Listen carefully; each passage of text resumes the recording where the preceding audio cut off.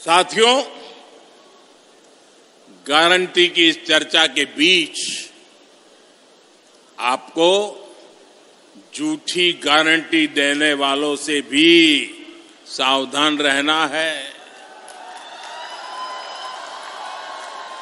और जिन लोगों की अपनी कोई गारंटी नहीं है वो आपके पास गारंटी वाली नई नई स्कीम लेकर आ रहे हैं। उनकी गारंटी में छिपे खोट को पहचान लीजिए।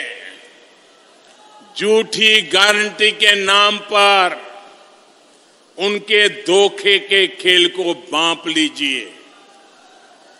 साथियों, जब वो मुफ्त बिजली की गारंटी देते हैं तो इसका मतलब है कि वो बिजली के दाम बढ़ाने वाले हैं। जब वो मुफ्त सफर की गारंटी देते हैं तो इसका मतलब है कि उस राज्य की यातायात व्यवस्था बर्बाद होने वाली है। जब वो पेंशन बढ़ाने की गारंटी देते हैं तो उसका मतलब है कि उस राज्य में कर्मचारियों को समय पर वेतन भी नहीं मिल पाएगा। जब वो सस्ते पेट्रोल की गारंटी देते हैं तो इसका मतलब है कि वो टैक्स बढ़ाकर आपकी जेब से पैसे निकालने की तैयारी कर रहे हैं। जब वो रोजगार बढ़ाने की गारंटी देते हैं तो इसका मतलब है कि वो वहां के उद्योग धंधों को चौपट करने वाली नीतियां लेकर के आएंगे। कांग्रेस जैसे दलों की गारंटी का मतलब नियत में खोट और गरीब पर चोट, यही है उनके खेल।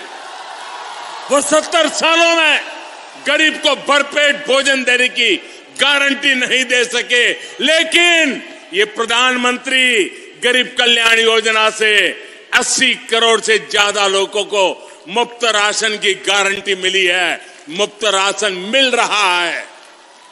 वो 70 सालों में गरीब को महंगे इलाज से छुटकारा दिलाने की गारंटी नहीं दे सके, लेकिन आयुष्मान योजना से 50 करोड़ लाभार्थियों को स्वास्थ्य बीमा की गारंटी मिली है।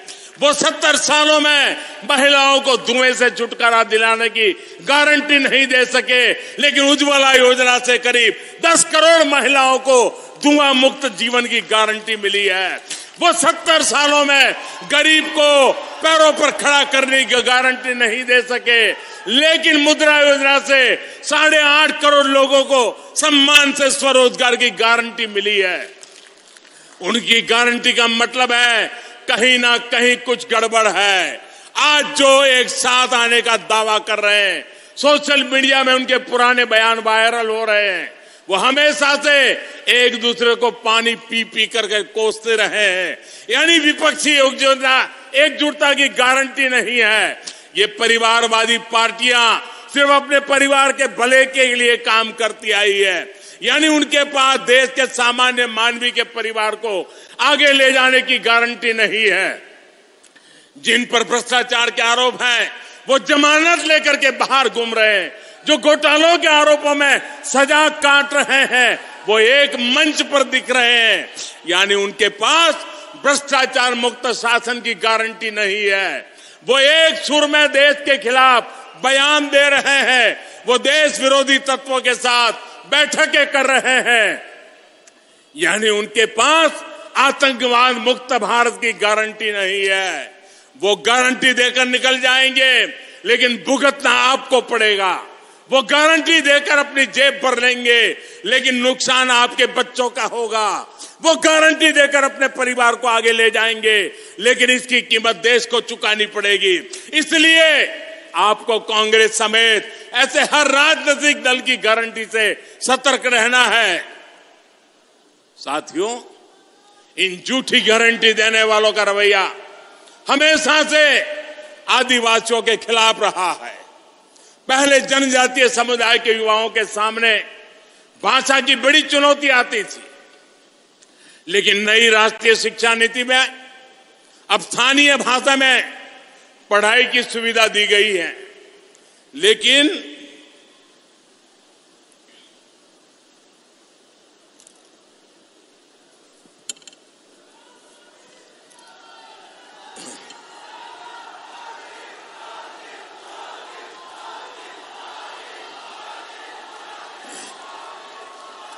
लेकिन झूठी गारंटी देने वाले एक बार फिर राष्ट्रीय शिक्षा नीति का विरोध कर रहे हैं।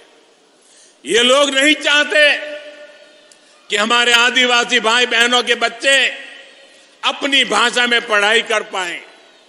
वो जानते हैं कि अगर आदिवासी, दलित, पिछड़ा और गरीब का बच्चा आगे बढ़ जाएगा तो इनकी वोट बैंक की सियासत चौपट हो जाएगी। मैं जानता हूं आदिवासी इलाकों में स्कूलों का, कॉलेजों का कितना महत्व है।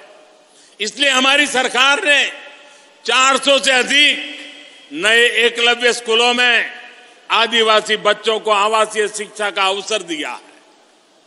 अकेले मध्य प्रदेश के स्कूलों में ही ऐसे 24,000 विद्यार्थी पढ़ रहे हैं। साथियों, पहले की सरकारों ने जनजातीय समाज की लगातार उपेक्षा की। हमने अलग आदिवासी मंत्रालय बनाकर इसे अपनी प्राथमिकता बनाया। हमने इस मंत्रालय का बजट 3 गुना बढ़ाया है। पहले जंगल और जमीन को लूटने वालों को संरक्षण मिलता था। हमने फॉरेस्ट राइट एक्ट के तहत 20 लाख से ज्यादा टाइटल बांटे हैं। उन लोगों ने पैसा एक्ट के नाम पर इतने वर्षों तक राजनीतिक रोटियां सेकी, लेकिन हमने पैसा एक्ट लागू कर जनजातीय समाज को उनका अधिकार दिया। पहले आदिवासी परंपराओं और कला कौशल का मजाक बनाया जाता था, लेकिन हमने आदि महोत्सव जैसे आयोजन शुरू किए। साथियों, बीते 9 वर्षों में आदिवासी गौरव को सहेजने और समृद्ध करने के लिए भी निरंतर काम हुआ है। अब भगवान बिरसा मुंडा के जन्मदिन पर 15 नवंबर को पूरा देश जनजातीय गौरव दिवस मनाता है। आज देश के अलग अलग राज्यों में आदिवासी स्वतंत्रता सेनानियों को समर्पित म्यूजियम बनाए जा रहे हैं। इन प्रयासों के बीच हमें पहले की सरकारों का व्यवहार भी भूलना नहीं है।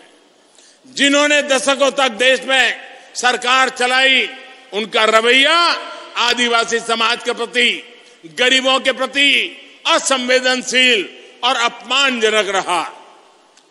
जब तक आदिवासी महिला को देश का राष्ट्रपति बनाने की बात आई थी तो हमने कई दलों का रवैया देखा है। आप एमपी के लोगों ने भी इनके रवैयों को साक्षात देखा है। जब शहडोल संभाग में केंद्रीय जनजातीय विश्वविद्यालय खुला तो उसका नाम भी उन्होंने अपने परिवार के नाम पर रख दिया, जबकि शिवराज जी की सरकार ने छिंदवाड़ा विश्वविद्यालय का नाम महान गौण क्रांतिकारी राजा शंकर शाह के नाम पर रखा है। टंटिया मामा जैसे नायकों की भी उन्होंने पूरी उपेक्षा की, लेकिन हमने पाताल पानी स्टेशन का नाम टंटिया मामा के नाम पर रखा। उन लोगों ने गौंड समाज के इतने बड़े नेता श्री दलवीर सिंह जी के परिवार को भी अपमान किया, उसकी भरपाई भी हमने की। हमने उन्हें सम्मान दिया। हमारे लिए आदिवासी नायकों का सम्मान हमारे आदिवासी युवाओं का सम्मान है, आप सभी का सम्मान है। साथियों, हमें इन प्रयासों को आगे भी बनाए रखना है, उन्हें और रफ्तार देनी है, और ये आपके सहयोग से, आपके आशीर्वाद से ही संभव होगा। मुझे विश्वास है आपके आशीर्वाद और रानी दुर्गावती की प्रेरणा ऐसे ही हमारे पथ प्रदर्शन करती रहेगी।